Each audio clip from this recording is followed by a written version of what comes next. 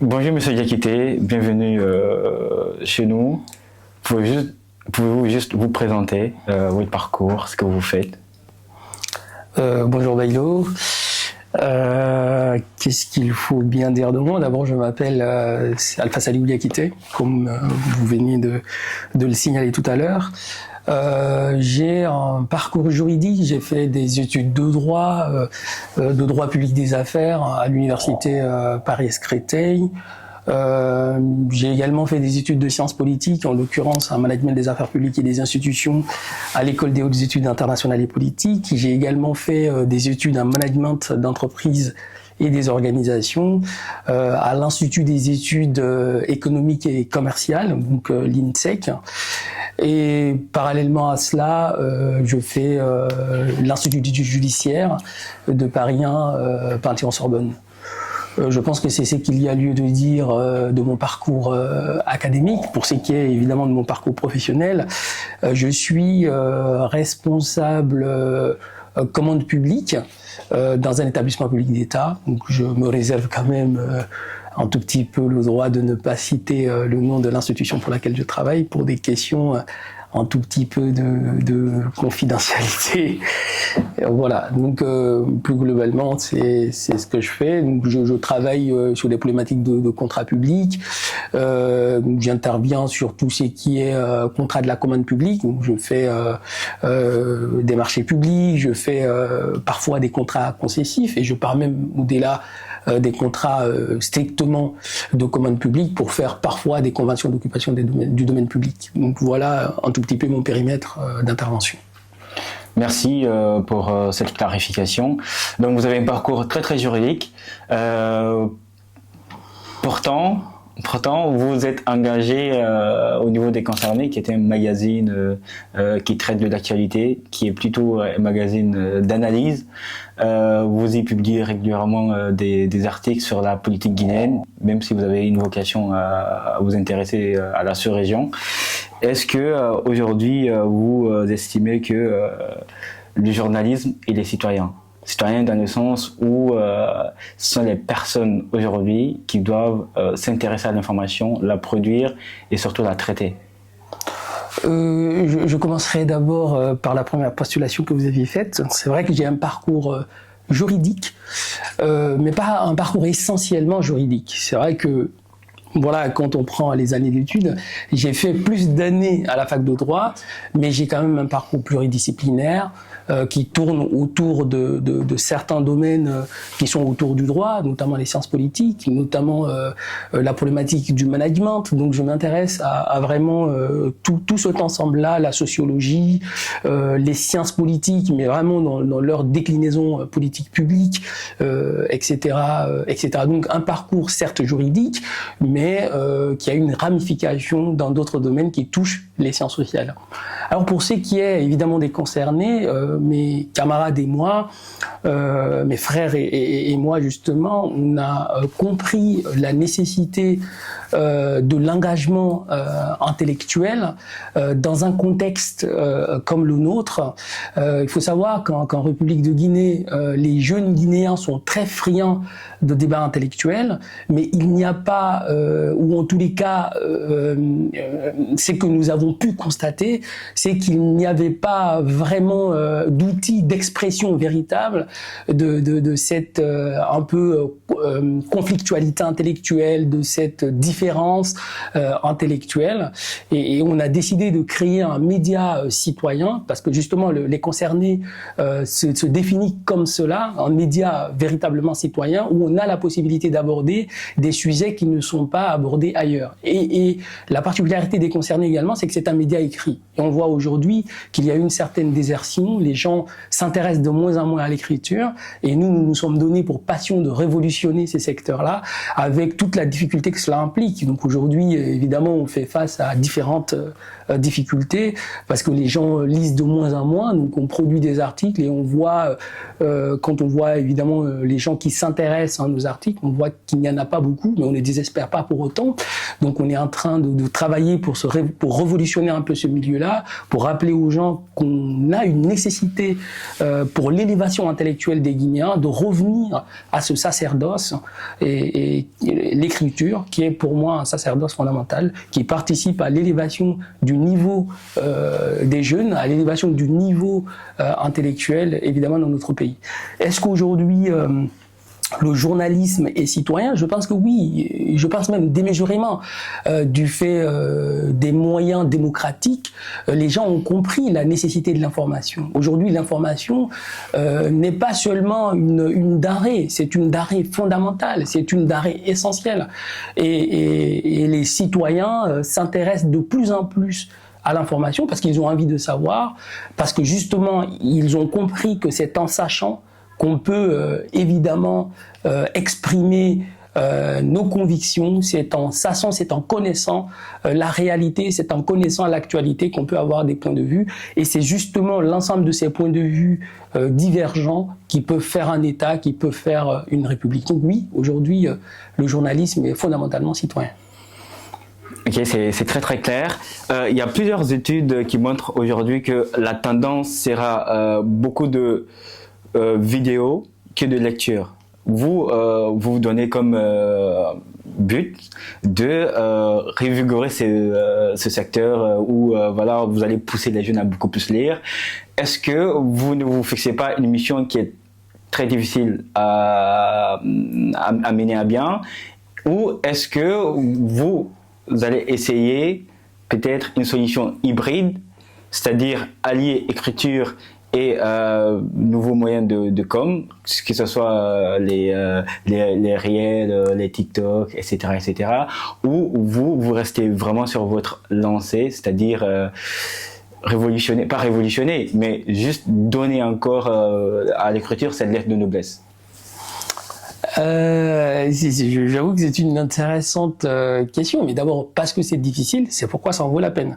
On est très conscient qu'aujourd'hui l'écriture est très marginale, mais il ne faut pas désespérer. Il y a quand même des médias en République de Guinée qui se spécialisent évidemment dans ce domaine-là. Je pense au Lynx, je pense à Guinée Matin, il y en a énormément d'autres.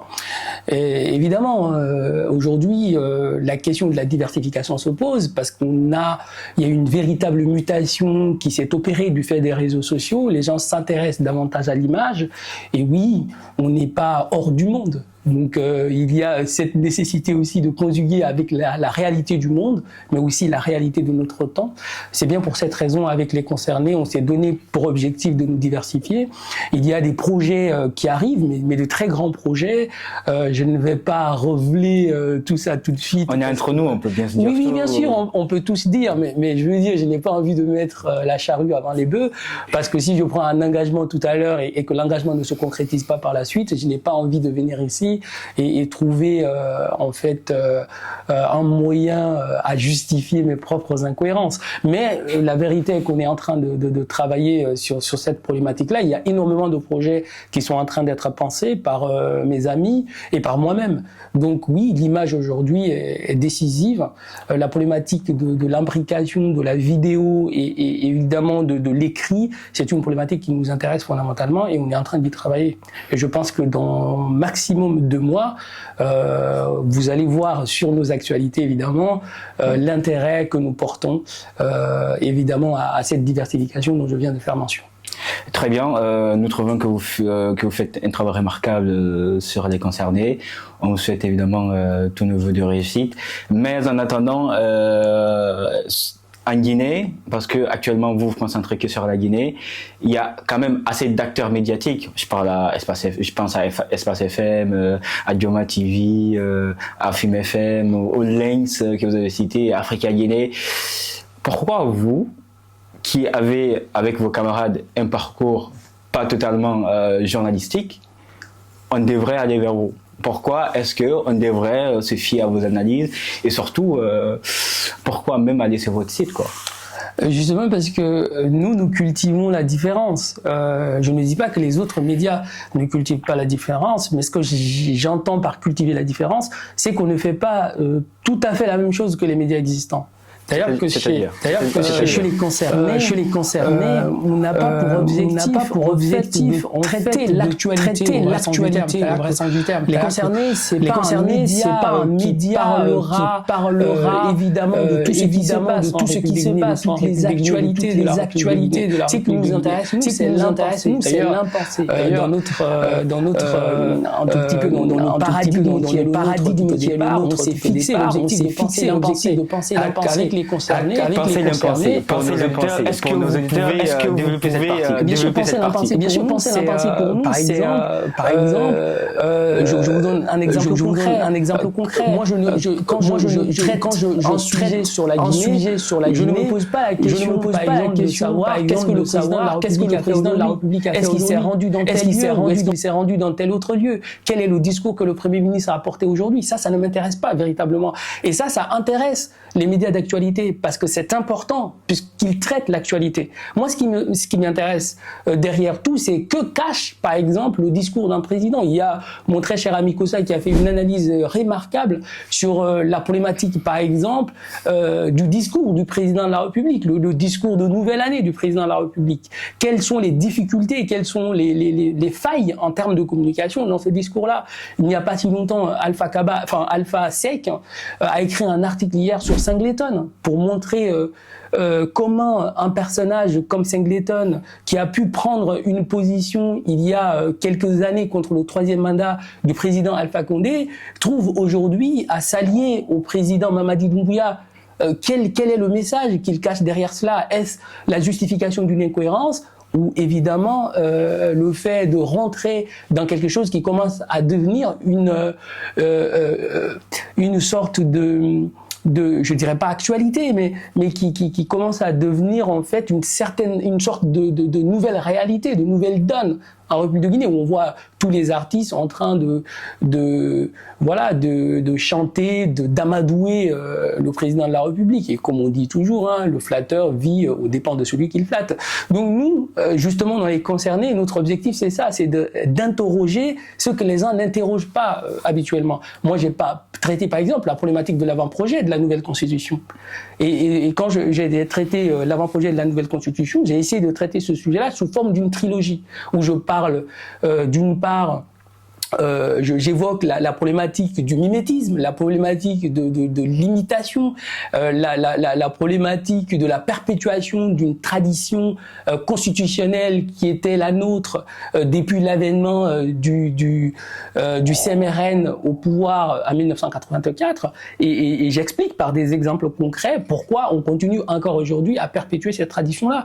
Et évidemment, dans 2 articles qui paraîtront, puisque c'est une trilogie, voilà, je m'en prends à la substance de ce texte et je fais une proposition radicale pour montrer quel type de constitution on a véritablement besoin dans le contexte guinéen. Donc vous voyez, pour être un peu plus bref, parce qu'il y a tellement d'articles qui existent sur les concernés, sur lesquels je pourrais épiloguer, des articles écrits par mon cher ami Tamba François, les articles sont écrits par Ali Camara, des articles qui sont écrits évidemment par mon cher Maury et bien d'autres encore. Cela révèle qu'il y a quand même des sujets intéressants sur lesquels nous travaillons. Donc, en ce sens-là, on est un peu différent des médias traditionnels parce que ce sont des médias qui traitent l'actualité, qui sont essentiellement basés sur l'actualité, alors que nous, on traite l'impensé. C'est-à-dire que ce que les gens ne voient pas forcément ou ce qui n'intéresse pas véritablement aux gens, ou peut-être pour être un peu plus provocateur, ce que les gens n'ont pas forcément le talent ou peut-être la volonté d'exprimer.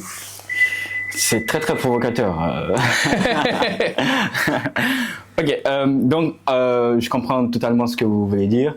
Donc pour vous, les sujets les plus importants sont parfois non traités ou maltraités par les médias existants. Tout à fait. Et donc se pose une autre problématique, celle de l'indépendance.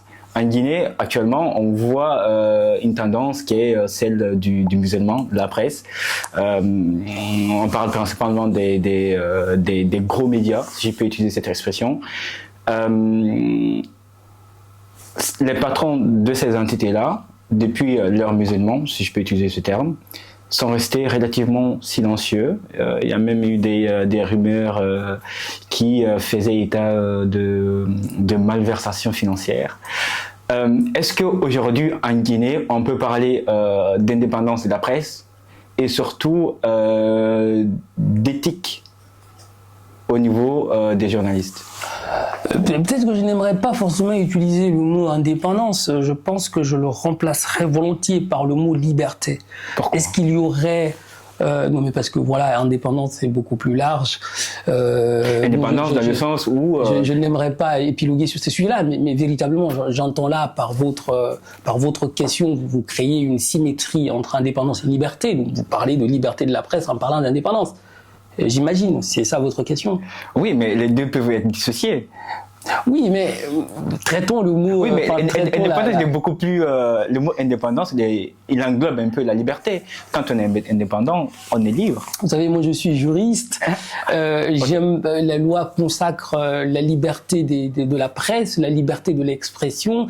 Donc il y a une sanctuarisation de ce droit fondamental. Et j'aimerais m'exprimer là pour le coup en tant que juriste.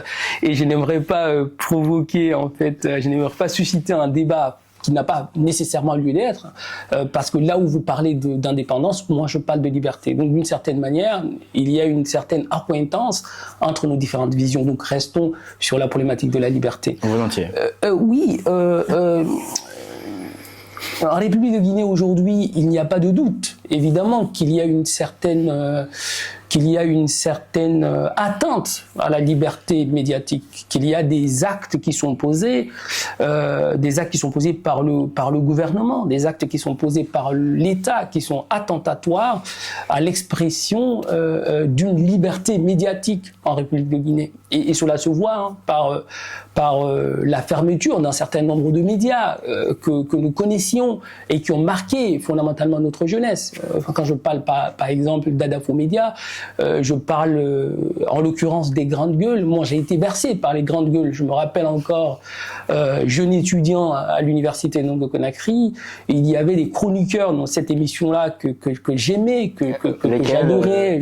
Je parle de Tamba Zakari Milimono par exemple, qui a été pendant très longtemps une sorte de parangon pour moi, une sorte d'exemple, une sorte de figure exemplaire pour moi. D'ailleurs, il y avait également Ahmed Kourouma, feu Ahmed Kourouma, qui est décédé. J'ai écrit un article sur Ahmed Kourouma qui a été publié sur les grandes gueules, où je montrais qu'en dépit de ma divergence avec le personnage, divergence idéologique, divergence philosophique, mais j'admirais sa voix suave et imposante. J'étais très admiratif de la façon dont il maniait la langue.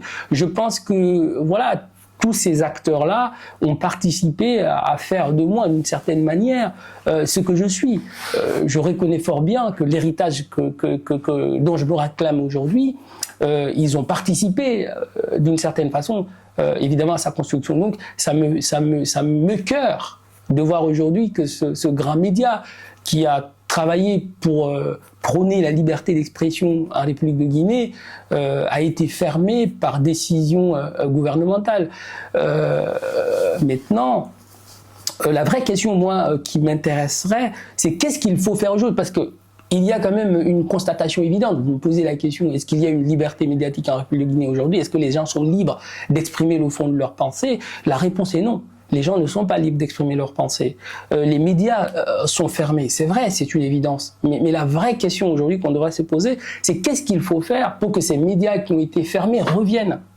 Qu'est-ce qu'il faut faire pour montrer au gouvernement qu'un État se construit au travers de la divergence d'opinions?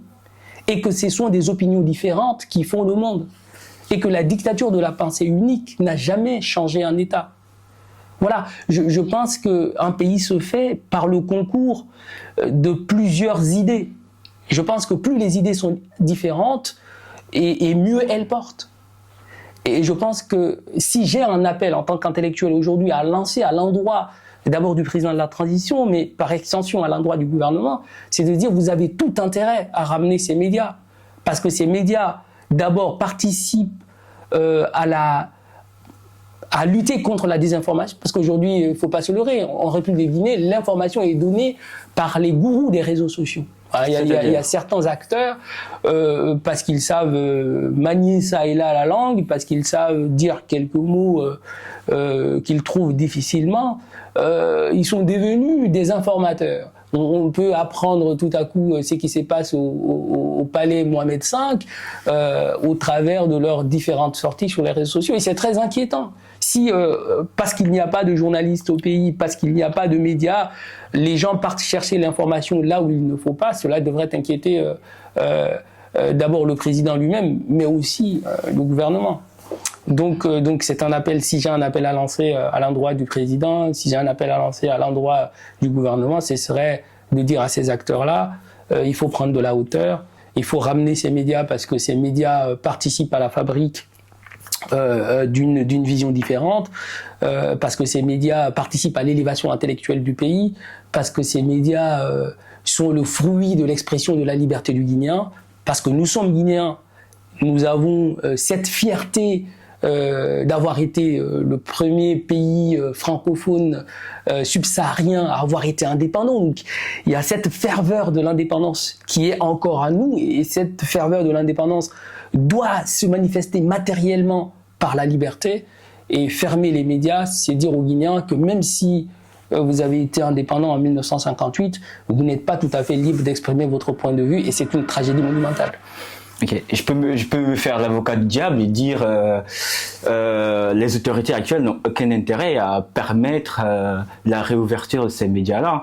Parce que il faut contrôler le narratif, c'est un peu contrôler les pensées. Et actuellement, ce qu'on voit par rapport à tout ce qui se passe, on a eu un exemple récent avec les événements des Eurocorées. Il y a eu peu d'informations par rapport à ces événements. Il y a eu peu d'informations par rapport à la commission qui a été mise en place. Il y a encore peu d'informations par rapport à la suite des événements.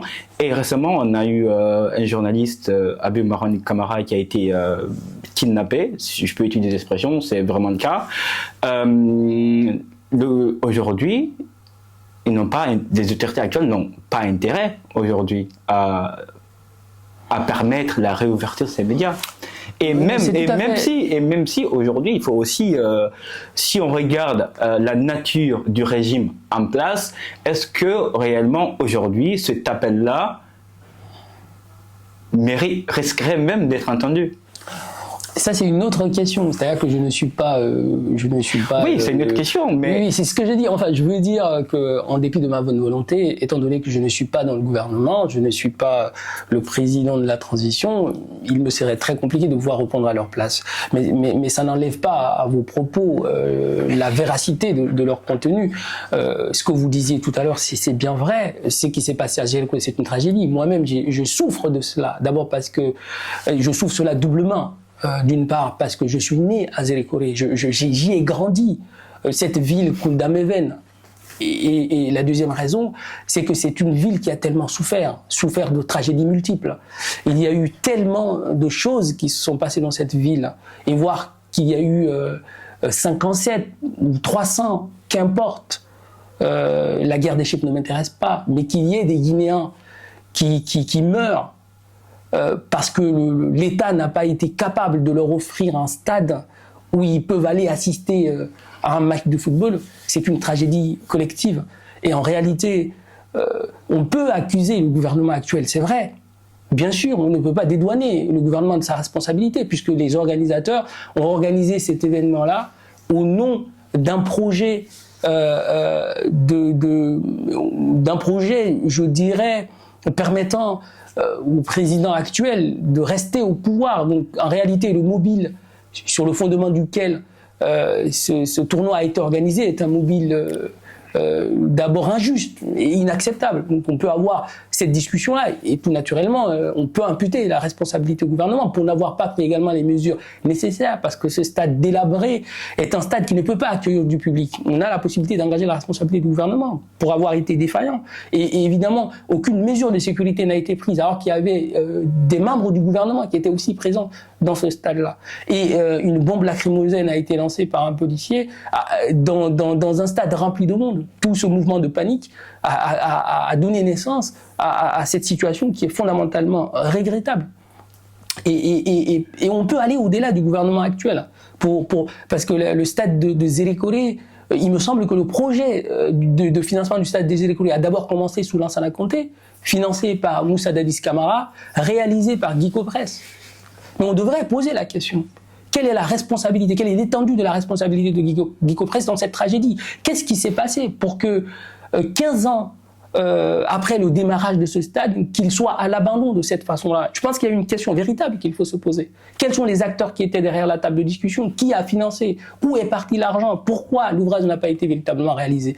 Donc oui, cette tragédie des Zéléko nous interpelle d'abord en tant que Guinéens. Elle nous interpelle également en tant qu'humains. Ce qui se passe est complètement injuste. Maintenant, revenons sur la problématique médiatique. Oui, les informations n'ont pas été véritablement données parce qu'il y a une volonté d'un certain nombre de personnes de contrôler le narratif, d'un certain nombre de personnes de ne pas faire la transparence. Mais plus vous tentez de contrôler le narratif, plus les gens posent les questions, plus les gens sont conscients de l'entourloupe, plus les gens voient que vous ne voulez pas que les informations sortent. Et d'une certaine manière, par votre action, vous participez à la légitimation de la crainte du peuple. Et c'est là où je dis qu'ils ont tout intérêt. Ils ont intérêt parce qu'aujourd'hui, ils sont là, et demain, s'ils partiront, la responsabilité, si la problématique n'a pas été résolue aujourd'hui, elle se posera à coup sûr. Et tous les acteurs qui empêchent aujourd'hui que la transparence soit faite sur cet état-là, tous ces acteurs seront convoqués devant l'histoire. Donc, je pense que les acteurs politiques actuels, au premier rang desquels le président de la transition, je pense que chacun a intérêt à ce que la transparence soit de mise, à ce que la clarification soit faite sur cette affaire-là et bien entendu sur d'autres. Chacun a intérêt à ce que les médias retrouvent la liberté qui leur a été ravie. C'est très clair. Mais vous avez utilisé un terme, une expression, président de la transition. Cette expression n'est plus utilisée en Guinée, on parle de président de la République. Est-ce que juridiquement, quand on prend en compte la suspension de la Constitution et la légalité de la charte de la transition actuelle, qui utilise le terme de président de la transition, est-ce qu'on peut légitimement poser la question à savoir que l'utilisation du terme, de l'expression président de la République est illégale?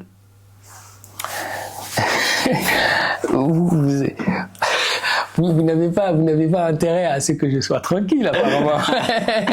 C'est une question qu'on pourrait se poser. C'est vrai. Mais d'un autre côté aussi, on va dire, si c'est pas interdit. Je me la pose moi aussi. Et voilà, si vous voulez mon point de vue personnel, et là je vous donne mon point de vue directement en tant que juriste, il ne me semble pas justement que le président actuel soit un président de la République.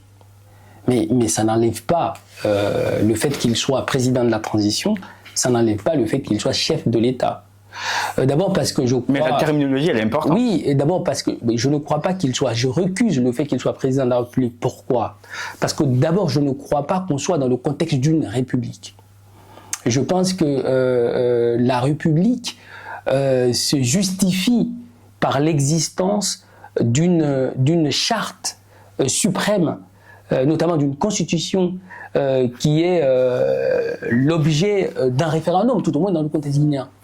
Et je pense qu'à l'avènement du CNRD au pouvoir a été direct. La première conséquence de l'avènement du CNRD au pouvoir, c'était le terme d'ailleurs qui a été utilisé, c'était la dissolution de la constitution existante. Donc, on est dans le contexte d'un vide constitutionnel, et pour suppléer le vide constitutionnel, il y a eu une charte de la transition qui a été faite pour réguler, si vous voulez, cette situation exceptionnelle dans laquelle nous sommes. Et donc, oui, le président actuel n'est pas le président d'une république, parce que par définition, nous ne sommes pas dans une république. Pas le président, mais il n'en reste pas moins le chef de l'État. Il n'en reste pas moins le chef suprême des armées. Il n'en reste pas moins le président de la transition. Mais il n'est pas président de la République pour la simple et bonne raison qu'on n'est pas dans une République, tout au moins pour l'instant. Voilà. Je ne crois, je ne sais pas si j'ai été suffisamment clair. Non, mais ça, c'est un point de vue qui est encore une fois, hein, c'est un point de vue qui est mien. Je pense que d'ailleurs, juridiquement, ce serait très difficile pour quelqu'un, pour un juriste, de pouvoir remettre en question ce propos-là. Mais je ne crois pas justement que nous soyons dans le contexte d'une république. Je pense que nous sommes dans le contexte d'une, voilà, nous sommes dans un contexte transitoire, dans un contexte transitionnel. Nous avons une charte de la transition qui régit cette transition-là, et le président est le président effectivement de la transition, mais il est président il est président de la transition, il est chef d'État. Parce que j'insiste sur ces mots-là, parce que tout ça c'est une question de responsabilité. Vous savez, c'est pas parce qu'il y a eu un coup d'État que je vais dire que nous sommes dans un état de fait. Il ne me semble pas que nous soyons dans un état de fait. Nous sommes dans un état légal. Je ne dis pas par contre que nous sommes dans un état de droit, mais nous sommes dans un état légal. Ok. Je voulais rebondir sur le terme état de droit, mais on y reviendra plus tard. Vous avez parlé de la charte de la transition qui a été élaborée par le CNT, le Conseil national de la transition. Récemment, un de ses membres, Maître Traoré, a écrit au président de la transition, Monsieur Dansa Kourma, si je ne me trompe pas, à ce jour, pour lui dire, ok, le chronogramme fixait un calendrier de 3 ans. Là, ce calendrier est dépassé et par conséquent, mes fonctions sont terminées. Il a donné congé, il est parti. Il y a eu beaucoup d'encre à couler, mais est-ce qu'aujourd'hui, cette démarche elle est justifiée? Et surtout, les partis politiques qui ont d'ailleurs appelé à ce que leurs représentants se retirent de cet organe-là, pensez-vous que c'est la bonne démarche à suivre, ou est-ce que ça serait de créer une sorte de, je dirais pas amalgame, mais une sorte de tension au sein de cet organe hautement important qui d'ailleurs remplace le Parlement? Je vais être transparent avec vous. Je pense que la démission de Maître Traoré est une erreur monumentale. Je le crois fondamentalement. D'abord parce que au sein du Conseil national de la transition, il ne sert pas le président de la transition, il sert le peuple de Guinée. Certes, il n'a pas été élu par le peuple de Guinée, mais il n'en reste pas moins qu'en étant conseiller de la transition, il joue le rôle évidemment d'un représentant du peuple. Par définition, le rôle qu'il joue, il joue le rôle d'un représentant du peuple. Et donc, démissionner de cette façon-là, dans ce contexte-là, pour moi, c'est comme s'il abandonnait d'une certaine manière le peuple. Parce que justement, à l'intérieur de ce Conseil national de la transition, tout ce débat, il y a aujourd'hui des acteurs politiques qui ont été arrêtés.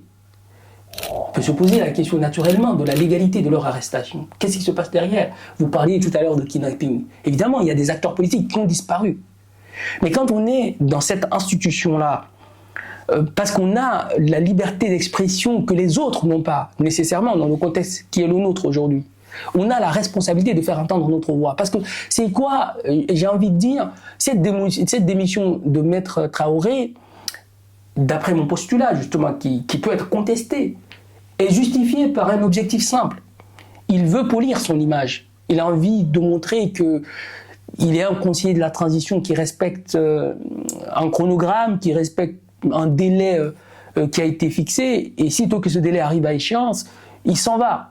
Mais j'ai envie de dire, il y a des problématiques majeures, il y a des problématiques importantes qui sont là, qui doivent être discutées. Il faut discuter de l'échéance de la transition, puisque de facto, on est parti au-delà du calendrier normal. Donc la question, parce qu'on ne peut pas rester en fait, il ne me semble pas justement qu'il soit possible de construire un État dans la défiance radicale. Je ne crois pas que la défiance radicale soit le moyen à travers lequel on peut faire État. Il y a des dérives, sans doute. Il y a des problèmes, c'est évident. Mais ces problèmes se discutent et doivent se résoudre. Et je pense que le Conseil national de la transition, justement, est cet endroit où certains acteurs ont une certaine liberté d'aborder un certain nombre de sujets. Je pense que dans cette institution délibérative, Maître Traoré, en tant qu'avocat, a la capacité d'emporter des convictions. Il peut avoir des adhérents. S'il considère que les positions qui sont les siennes sont justes, il a la possibilité en fait d'avoir des adhésions massives pour défendre une vision juste. Je pense qu'il doit être là. Je pense que le peuple a besoin qu'il soit là. Il est parti, c'est regrettable.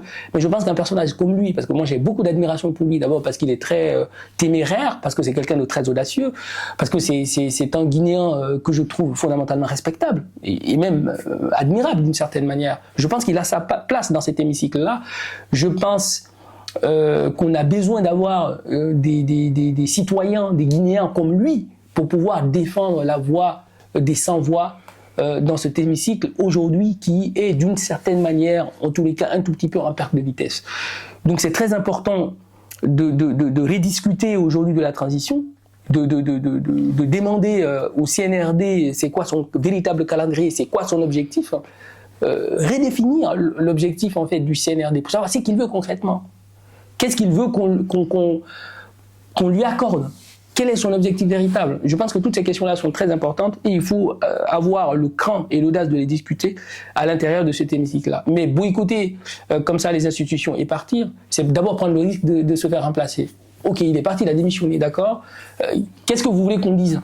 Que c'est un bon citoyen? Ok, il est parti. Mais qu'est-ce que ça change concrètement? Alors que le fait qu'il reste et qu'il défende des convictions, je pense que cela pourrait faire avancer le débat démocratique plus que le fait de laisser une chaise vide et de partir. Parce que le risque, il sera remplacé. Et qu'est-ce qui va changer après? Quand vous dites que il part juste pour polir son image... C'est mon avis. Hein. Oui, bien sûr, c'est votre avis. Ne serait-ce pas là un jugement de valeur si on prend en compte tout le contexte qui entoure cette transition? C'est-à-dire, aujourd'hui, vous avez quand même des conseillers qui sont présents, qui disent, j'ai plus leur nom en tête, qui disent que voilà, nous, on ne sait pas comment est-ce que ça s'est fait. L'exemple le plus parlant, c'est sur la convention relative au projet Simandou. Oui. Ça, vous avez des personnes qui se sont levées, qui disent, ok, nous, on n'a pas pu discuter du texte, c'est passé crème. Et vous avez aussi beaucoup de voix qui s'élèvent pour dire, aujourd'hui, nous sommes là, mais les décisions, c'est pas nous qui les prenons. Nous sommes là pour faire figuration. Est-ce que quand vous prenez en compte tous ces contextes-là, on peut en vouloir à Maître Traoré? Et j'entends bien votre critique qui consiste à dire on ne peut changer les choses que si on est à l'intérieur. Ça, je suis totalement d'accord. Mais est-ce qu'il ne faudrait pas prendre la hauteur et voir plus globalement? Parce que en fait, moi, je peine en fait à succomber aux arguments de Maître Traoré. Si Maître Traoré avait démissionné parce que des acteurs ont été arrêtés, que c'est des arguments qui peuvent être légitimes, on est d'accord. Mais oui, bien sûr. Permettez-moi quand même d'avoir un point de vue. Si Maître Traoré avait soulevé l'argument selon lequel je pars parce que la transition dévie de sa mission initiale, je pars parce que la transition n'est pas suffisamment claire sur ses intentions, je pars parce que des acteurs politiques font l'objet d'arrestations arbitraires. Je pars parce que l'État n'a pas la capacité de retrouver les disparus, parce que c'est comme ça qu'on les appelle. Ils se seraient volatilisés, mais dans un pays normal, que le gouvernement, le Premier ministre, qu'un Premier ministre tienne un tel discours, c'est assez inquiétant. Mais que Maître Traoré décide de partir parce qu'il y a des choses qui ne sont pas suffisamment claires et parce qu'il aime le peuple, parce qu'il adore le peuple et donc parce qu'il est patriote, il adore son pays, il décide de partir pour ces raisons-là. Peut-être qu'on peut avoir un débat de fond, mais partir parce que soi-disant la date parce que le CNT, la durée du CNT, le CNT est au-delà de sa durée initiale, il ne me semble pas initialement prévu, il ne me semble pas véritablement que cet argument puisse convaincre. Moi je crois fondamentalement que les choses se changent de l'intérieur. C'est quand on est à l'intérieur qu'on peut changer les choses. Et vous dites quelque chose de très intéressant, vous dites qu'il y a des gens au CNT qui ont levé la voix pour dire que le projet Simandou a été débattu et ils n'ont pas été associés. Mais c'est très intéressant. Cette information, elle est fondamentale pour nous. Elle est fondamentale en ce que demain, il y a la possibilité d'avoir ce débat sérieux pour dire qu'il y avait des conseillers de la transition qui sont à l'intérieur de cet organe-là, qui disent qu'il n'y a pas eu de débat autour d'un projet national aussi important. Mais ça en fait des preuves. C'est très important. Il faut qu'il y ait des acteurs pour voir tout ceci, pour pouvoir rapporter ça au peuple. Imaginez si ces gens-là n'étaient pas à l'intérieur de cet organe. Comment allions-nous savoir que ce sujet aussi important, que ce sujet aussi décisif n'a pas fait l'objet de débat dans une institution aussi importante? Mais bien sûr, vous avez des gens qui sont à l'intérieur de cet organe-là, qui jouent ce rôle d'alerteur du peuple d'une certaine façon. Donc ils jouent leur rôle d'alerteur du peuple pour dire c'est un projet important, on n'a pas une autre mot à dire, donc voilà comment les choses se décident. Donc ils sont à l'intérieur du système, ils nous donnent des informations que nous autres, qui ne sommes pas à l'intérieur, ne savons pas. Donc ça c'est quelque chose de très important. Et en même temps, moi j'ai vu un autre conseiller de la transition qui avait, je ne me rappelle pas de son nom, mais j'ai trouvé son acte courageux et admirable, qui avait interpellé évidemment le président du Conseil national de la transition, qui avait interpellé le président pour dire voilà, le CNRD avait demandé qu'on leur accorde 2 ans, le CNRD a eu ces 2 années, mais il se trouve qu'on est quand même à la fin des 2 ans qui ont été accordés au CNRD, et pourquoi on ne devrait pas avoir un débat sérieux autour de cela. Moi, je trouve cela absolument important. Il y a des gens, des Guinéens, qui jouent ce rôle, qui ne sont pas dans la défiance radicale, qui ne sont pas dans la critique systématique, parce que c'est très facile de critiquer et de ne pas apporter de solutions. C'est très facile d'être dans la défiance radicale, mais c'est encore plus difficile d'être dans la construction. Moi, je suis dans la construction démocratique. Je pense que les choses se changent de l'intérieur. Je pense que ceux qui sont à l'intérieur ont la responsabilité de travailler du mieux qu'ils peuvent, de travailler à la hauteur de leurs capacités pour nous apporter soit les informations qui sont nécessaires, en tous les cas c'est qui s'y passe, soit travailler à changer la donne. Parce que, croyez-moi, avec de Guinéens bons et sincères, on peut parfois arriver à changer certaines volontés du président, ou aider peut-être le président à avoir de très bonnes visions et à avoir à avoir de très bons projets, évidemment, pour le pays. Parce que moi, je vais vous dire la vérité, le colonel me manque. Voilà. Devenu général. Voilà, le colonel me manque. C'est-à-dire que là, on a un général qui est là, et je pense que le fait d'avoir été général, ça a peut-être, je sais pas, je ne vais pas accuser certaines personnes qui sont dans le palais à côté du président pour dire qu'ils seraient les responsables d'un certain nombre de revirements, mais je pense que le colonel me manque, et le colonel manque au peuple de Guinée, et je pense que mieux vaut tard que jamais. Je pense que le président peut revenir, je pense qu'il a la capacité de revenir, je pense qu'il a la responsabilité historique de revenir, parce que tout le monde le regarde, parce que nous le regardons. Et d'ailleurs, moi, je vais vous dire sincèrement, moi ça ne me gênera pas du tout de faire 2 années de transition supplémentaire, à condition qu'on discute, à condition qu'il y ait une discussion véritable, sérieuse, qu'on arrête de se jeter les pierres, que le président nous dise clairement, voilà ce qu'il faut pour la transition. Et cette fois, la décision, elle est définitive. Qu'on ait des garanties véritables que 2 ans après, évidemment, les élections vont pouvoir avoir lieu et qu'on va tourner définitivement à la page de cette transition. Mais il faut une transparence, il faut une discussion claire, solide, pour que les uns et les autres puissent au moins être sûrs, pour que nous sortions un peu de ces débats sans importance sur s'il va se présenter ou s'il ne va pas se présenter, si les élections auront lieu ou si les élections n'auront pas lieu, si la date, si l'échéance est arrivée ou pas, si le compromis est dynamique ou non. Tout ceci, enfin, c'est voilà quoi, c'est une manière de noyer le poisson. Je pense que revenons à la table de négociation, ayons la capacité en tant que Guinéens, en tant que patriotes, de discuter véritablement, et on pourra trouver une solution à nos problèmes.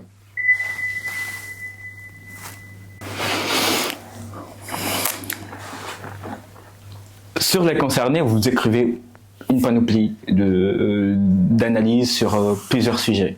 Vous avez par exemple écrit sur l'instrumentalisation des religieux, l'instrumentalisation de certaines personnalités publiques, et surtout le revirement de bord politique de certaines personnes. Vous voyez à qui je fais allusion. Est-ce qu'aujourd'hui, quand on regarde tout ça, on peut parler de crise de moralité au niveau de la vie politique guinéenne? Bien sûr qu'il y a une crise.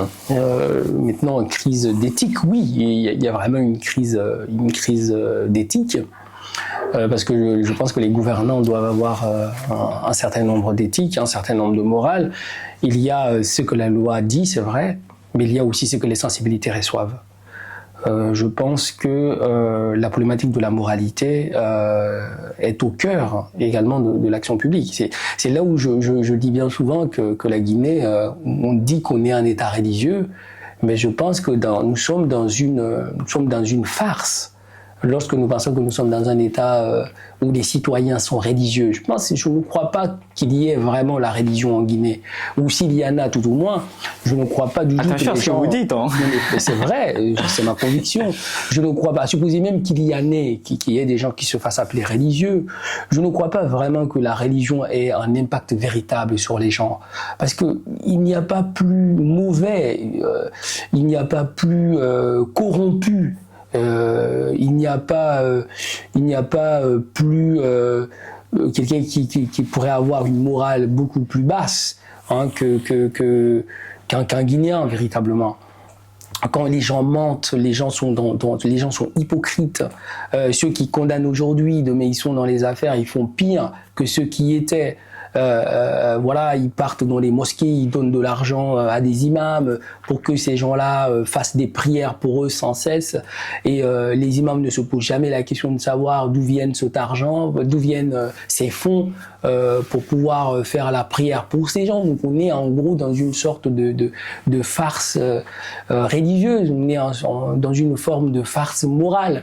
Donc je pense même que la crise, c'est pas seulement une crise d'éthique au niveau administratif seulement. Je pense que la crise de la morale, c'est une crise globale qui affecte notre société de façon générale. Donc on gagnerait davantage à réinterroger notre attachement d'abord à nos valeurs culturelles, mais aussi notre attachement à nos valeurs culturelles.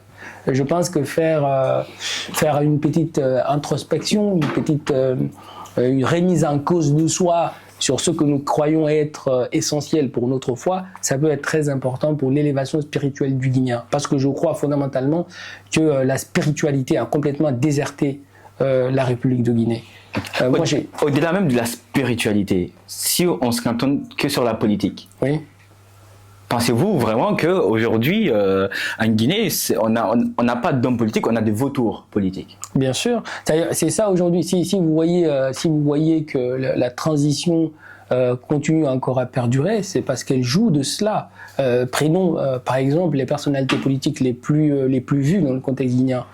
Prenez par exemple Cellou Dalein Diallo. Pour tout le respect que j'ai pour Cellou Dalein Diallo a soutenu le 3e mandat de Lansana Conté. Vous-même, lorsqu'en 2001, le président d'alors, Lansana Conté, avait modifié la Constitution pour briguer un 3e mandat, vous n'étiez pas de ceux qui l'en ont dissuadé, vous êtes même devenu par la suite son Premier ministre. Oui, c'était notre contexte. Monsieur le président Lansana Conté a été un très bon président qui méritait un 3e mandat bien dans le contexte d'alors, oui, dans le contexte d'alors. Il en a été l'artisan. Et ce qui me gêne dans cette histoire-là, c'est que quand on a posé récemment la question à Cellou Dalein Diallo, pourquoi a-t-il soutenu le 3e mandat d'Alpha Condé, il aurait pu, en tant qu'acteur politique, en tant qu'intellectuel, il aurait pu peut-être se remettre en question un choix qu'il a pu avoir il y a une vingtaine d'années. Il aurait peut-être dit qu'en termes de maturité politique, il n'en avait pas assez. Mais la réponse de Cellou Dalein Diallo est encore plus foudroyante. Cellou Dalein Diallo nous dit, évidemment, qu'il a soutenu le 3e mandat d'Alpha Condé parce que c'était un bon président. Donc la question ne se posait pas de savoir est-ce que la loi suprême l'autorisait ou non. C'était plus la question. La question, c'est parce que c'est un bon président, à supposer qu'il fut un bon président, ce que je ne crois pas fondamentalement, et je pense que tous les Guinéens partagent cet avis-là, mais à supposer qu'il le fut, pensez-vous que parce que quelqu'un a été un bon président, il doit bénéficier d'un 3e mandat si ce 3e mandat-là est condamné par une constitution? À quelle occasion Cellou a-t-il affirmé ça? C'était sur un plateau? Bien sûr, c'était, je crois, sur Africa 24. C'était sur France 24, il me semble. Je vous invite à vous renseigner. Vous allez avoir les informations. Mais je dis ça évidemment parce que c'est quelque chose de très important. Tous les acteurs politiques qui ont participé à la déliquescence de l'État guinéen sont aujourd'hui les mêmes acteurs politiques qui sont en train de prôner en fait la démocratie. La vraie question que l'on se pose aujourd'hui, est-ce qu'ils sont sincères dans leur engagement politique? Prenez par exemple Ousmane Gawal Diallo. Ousmane Gawal Diallo était un défenseur véritable de la démocratie.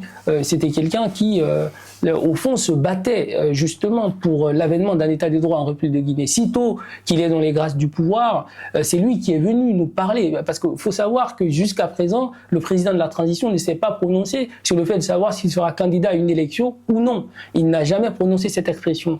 Le fait de savoir que le président sera candidat ou pas, c'est quelque chose qui est colporté d'une part par Ousmane Gawal, qui est ministre de la République, qui est colporté également par le Premier ministre, sachant que le Premier ministre également, c'était quelqu'un qui s'est battu longuement pour l'avènement de la démocratie dans le pays.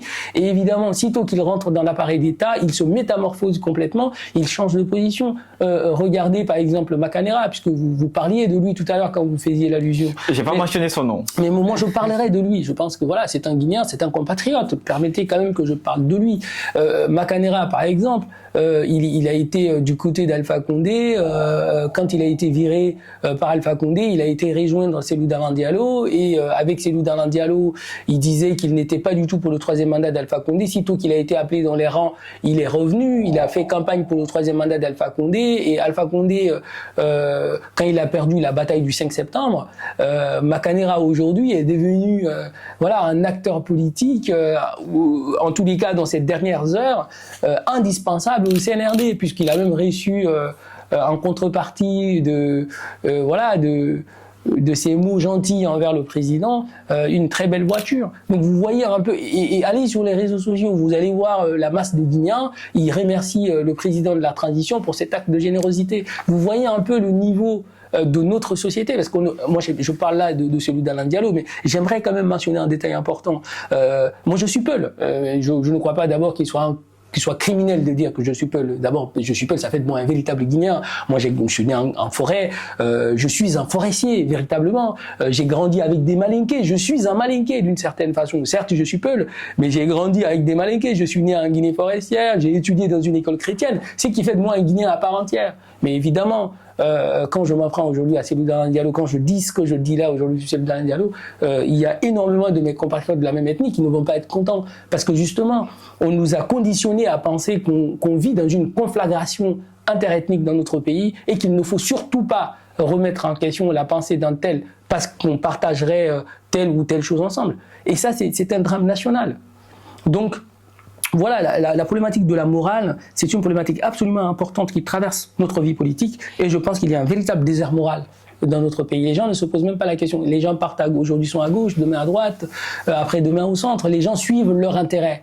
Il n'y a pas de sincérité, il n'y a pas de véritable engagement sincère en République de Guinée. Et c'est bien pour cette raison que le pouvoir actuel a compris. Je veux dire, ils savent que tout le monde traîne des casseroles. Je veux dire, Cellou Dalein Diallo a quelle légitimité pour dire à Mamadi Doumbouya, bah non, il faut respecter la démocratie. Bah quand il était au pouvoir, il n'en respectait pas. Voilà, Sidya Touré, l'homme qui s'est battu pour l'instauration de la démocratie en Guinée, quand Alpha Condé a appelé Sidya pour être haut représentant du chef de l'État, alors que quelques mois plus tôt, pendant les échéances pendant les campagnes électorales, il disait que Alpha Condé c'était un nulard, il avait toutes les expressions négatives pour pouvoir qualifier Alpha Condé, et sitôt qu'il a été appelé par Alpha Condé, il a couru pour venir. Mais justement, voilà un peu les acteurs politiques que nous avons dans notre pays. Donc, il faut, je pense, aujourd'hui, et ce qui m'attriste, peut-être que je finirai avec ça, regarder un jeune Aliouba, par exemple, quelqu'un qui a, tout au moins, une conviction politique, qui exprime une conviction politique, qui a le mérite de dire ce qu'il pense, dans ce contexte où il est très difficile de parler. Il faut reconnaître à Aliouba sa témérité, il faut reconnaître à Aliouba son courage, mais voyez, les gens qui partent sur les réseaux sociaux pour être admiratifs d'Aliouba, en réalité, ils aiment Aliouba tant que Aliouba dit ce qu'ils veulent entendre, mais sitôt qu'il est arrêté et mis en prison, Aliouba ne les intéresse pas, parce que fondamentalement, ils ne vont jamais voter pour lui. Le Guinéen ne s'intéresse pas à quelqu'un qui est bon. Le Guinéen adore l'homme mauvais, et il se bat toujours pour faire la promotion soit du plus nul, du plus médiocre, de celui qui gagne par la magouille. C'est ça, en fait, notre société. Il faut avoir quand même le courage de le dire. Il faut regarder les choses en face et se dire certaines vérités. Moi, je ne crois pas que la transition soit un problème. Je pense que le problème, il est beaucoup plus profond. C'est un problème d'éthique, c'est un problème moral, c'est un problème de dignité, c'est un problème de courage. Je pense que la dignité, au vrai sens du terme, a fui ce pays. Je pense qu'on gagnerait davantage à se remettre en question et à s'interroger véritablement sur ce que nous sommes, sur ce que nous devons faire en tant qu'État pour que nous puissions aller de l'avant. Il ne me semble pas que le général Mamadi soit un problème, il soit le problème de la Guinée, pas plus qu'Alpha Condé ait été le problème de la Guinée, pas plus que Lansana Conté ait été le problème de la Guinée, pas plus que Sékou Touré ait été le problème de la Guinée. Chacun a eu en lui des bonnes et des mauvaises choses, mais je pense que la véritable problématique, elle n'a jamais été posée, mais je crois qu'il faut avoir l'audace de la poser, c'est le Guinéen. Je pense que tous ces acteurs-là sont des Guinéens.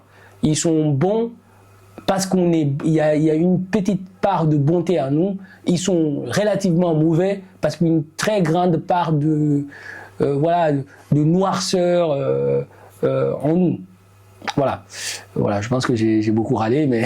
Vous êtes très dur. Non, je ne suis pas dur. Je comprends totalement. Je pense que voilà, aujourd'hui, c'est ça ma condition. Je suis devenu je suis dans l'aigreur. Voilà. Assumé. Mais bien sûr que c'est assumé, vous savez. Je suis aussi dans la frustration quand je regarde dans d'autres pays. Moi, j'ai un ami tchadien avec lequel j'ai étudié.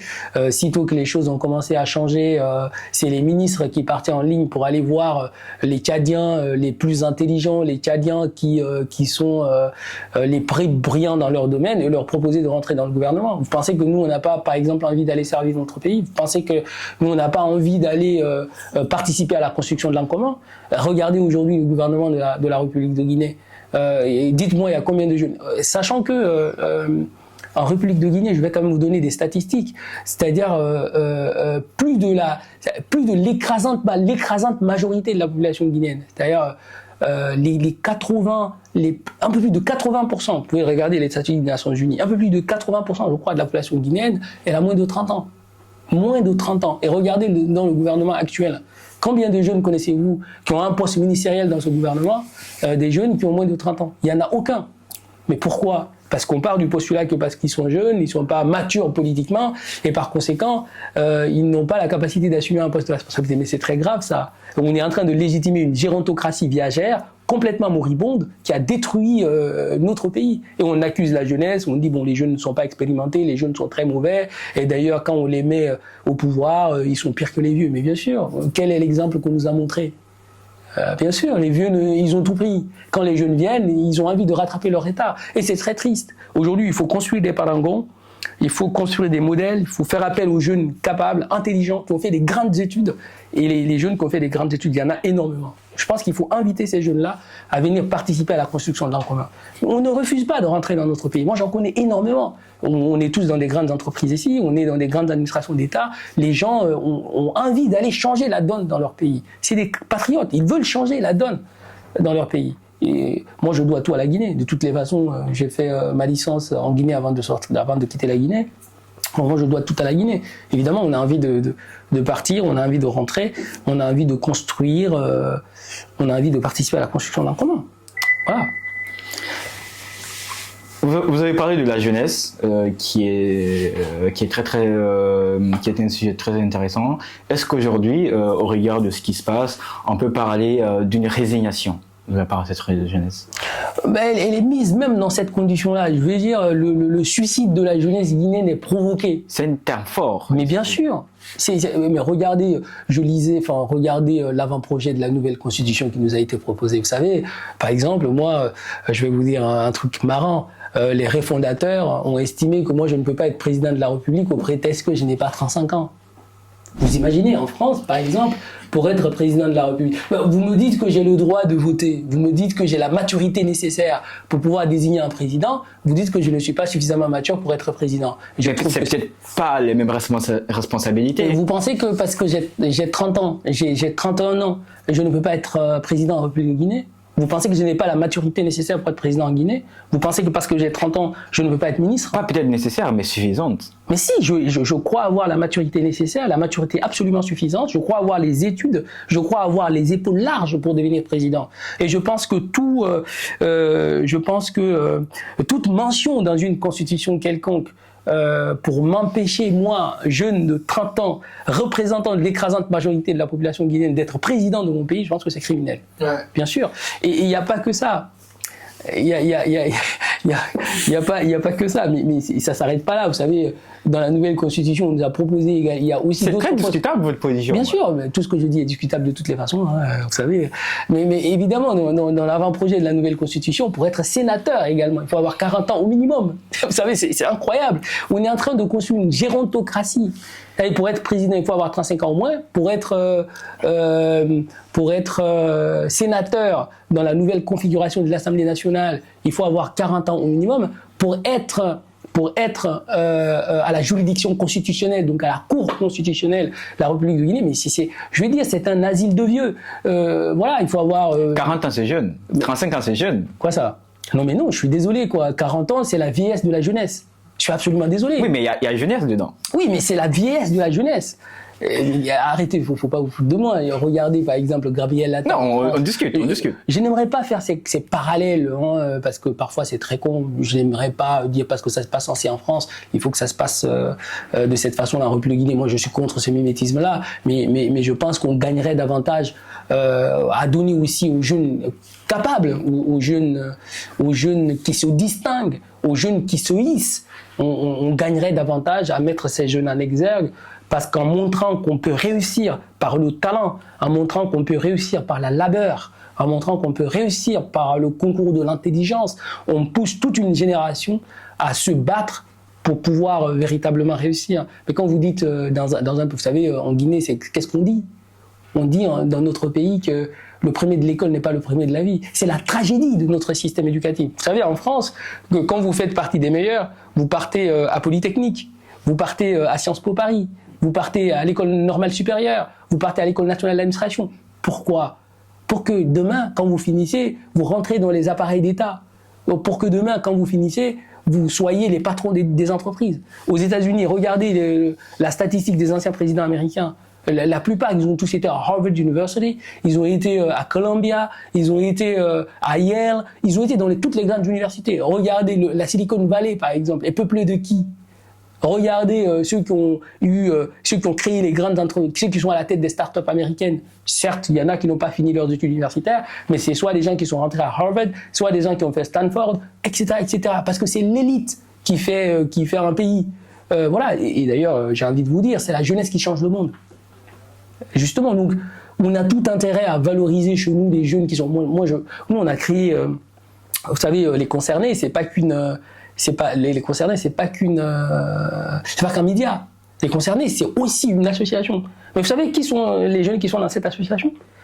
C'est des anciens primés de la République. En Guinée, c'est des anciens lauréats de la République. C'est des gens qui ont été premiers, deuxième, dixième, voilà, des gens qui ont été majors de promo, des gens qui se sont distingués ici en France. On a plus d'une 50aine de personnes qui sont dans cette association, des jeunes extraordinairement brillants qui sont dans les pays où ils sont aujourd'hui. Ils sont tous plébiscités dans leurs entreprises. Pourquoi? Parce que c'est des jeunes qui ont du talent.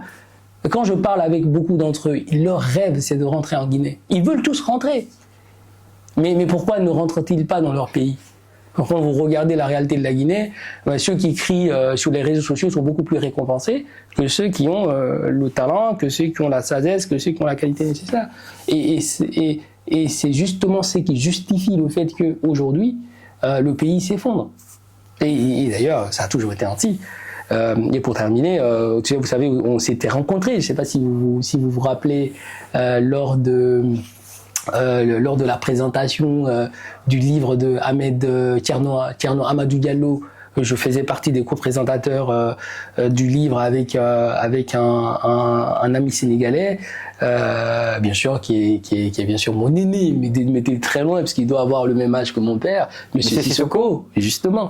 Et j'avais eu un peu d'échange ce jour-là avec Amadou Thierno Diallo, et je lui avais posé la question de savoir pourquoi êtes-vous rentré dans le gouvernement? Pourquoi êtes-vous entré dans le gouvernement? Au moment où Alpha Condé avait brigué un 3e mandat, il m'a donné une réponse, et je crois que sa réponse est légitime.